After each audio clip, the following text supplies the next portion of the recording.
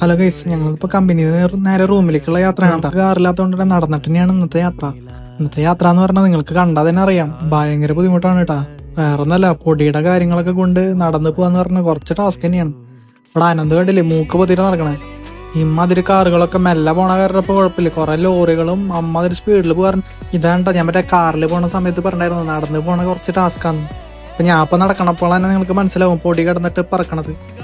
1 കിലോമീറ്ററിന് അടുത്ത് ഇങ്ങനെ നടക്കണണ്ടാ. ഇതൊക്കെ നമ്മൾ ശ്വസിച്ച് നമ്മള് റൂം എത്തുമ്പോഴേക്കും നമുക്ക് വയ്യാണ്ട് പോകും. ക്ഷീണം കൊണ്ടേ വേറൊന്നുമല്ല. ഇതാണ്ടാ ഞങ്ങളുടെ പ്രവാസി ജീവിതത്തിൽ കുറച്ച് കഷ്ടപ്പാടുകള്.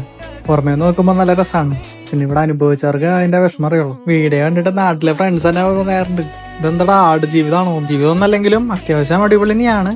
ഇപ്പൊ നമ്മളെ ഒരേ ഏജുള്ള ചേട്ടന്മാരും കാര്യങ്ങളൊക്കെ ഉള്ളതുകൊണ്ട് തന്നെ അത്യാവശ്യം വൈബ് തന്നെയാണ്. ഇതിപ്പോ കണ്ടില്ലേ, നീക്കിൽ ചേട്ടൻ നടക്കണം നടപ്പ് നോക്കിയേ, ബാഗും തോളത്തിട്ടിട്ട്. ചോറുകൊണ്ടാണ ബാഗാട്ടാ.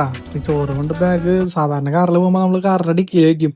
ഇത് പറഞ്ഞ ഇങ്ങനെ ചുമന്ന് നടക്കണം. അങ്ങനെ മെയിൻ റോഡ് എത്താറേട്ടാ. മെയിൻ റോഡ് എത്താറാകുമ്പോ തന്നെ നമുക്കൊരു സന്തോഷം. ഇനി അധികം പൊടികളൊന്നും ശ്വസിക്കണ്ടല്ലോ എന്ന് വിചാരിച്ചിട്ട് സൈഡിൽ കാണുന്നൊക്കെ ബംഗാളികളുടെ കടകളാട്ടാ. ബംഗാളികളുടെയും പാകിസ്ഥാനി കടകളൊക്കെ ഉണ്ട്.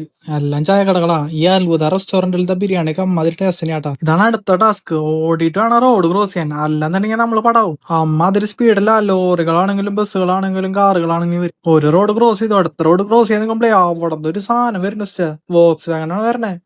എന്തിട്ട് പെടങ്ങനടാ അത്.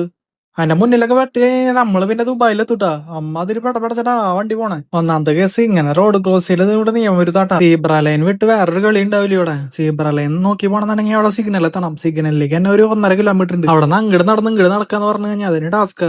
ഞങ്ങളെ ടോട്ടൽ 4 പേരായതുകൊണ്ട്